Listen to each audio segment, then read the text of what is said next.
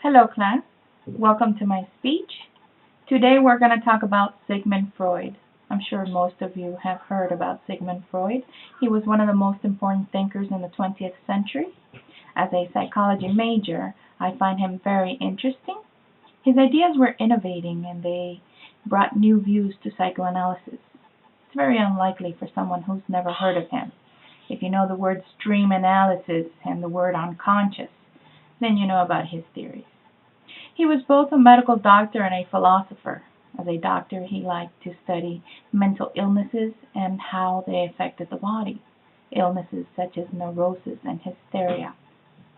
As a philosopher, he wanted to find a relationship between the mental functioning and how it was affected by the structures of our civilization. He had one belief called pleasure principle, which made us want things that felt good, while in reality, the principle tells us to channel the energy elsewhere. But the desire of the pleasure would not disappear. It was rather repressed, and it was held within our unconscious mind. He thinks these repressed desires were not actually known to our conscious mind, and the unconscious would try to portray it in different aspects. And he said there were three entrances to our conscious mind that would release repression. The first entrance, perhaps the most familiar one, was dreams. According to him, we fulfill our wishes when we dream, our real and true wishes.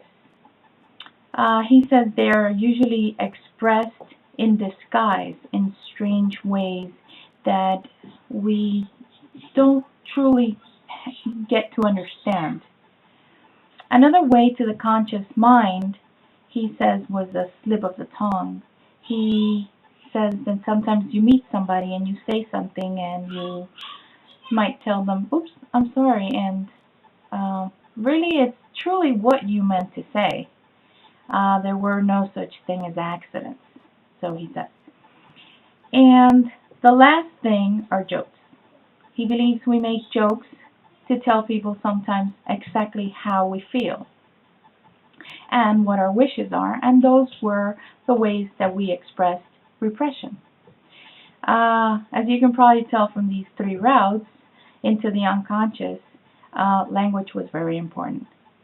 So it is truly important to pay attention to what we say from now on. There is no doubt that his theories are valued all over the world, even today. Although most agree with his thoughts, I think they all lead to the same place. He thinks we are all sexually repressed, and I think that's a little bit outrageous. But Freud was a genius. We have to give him that. And a lot of people followed all his theories, and they still do. So this is a little bit of an insight into psychoanalysis and some of Freud's theories. I hope you enjoyed my speech. Thank you very much.